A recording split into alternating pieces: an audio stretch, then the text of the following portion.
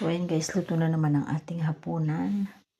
Ito ang ating dish number 1, steam fish. Dahil ang mga Chinese may hilig po sila sa mga steam fish, sa mga steam foods para iwas mantika po siya. At talaga naman po napakasarap ng steam fish. Na pinaka-paborito ko po itong steam fish sa lahat ng luto ng Chinese foods. Steam fish, steam chicken, or steam spare ribs. So ayan.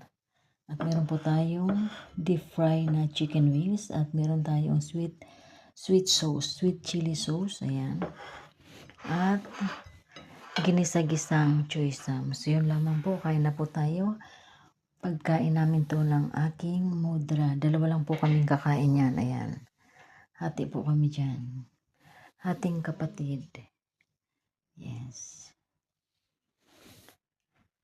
Ayan. Thank you so much for watching and God bless us always. Bye-bye.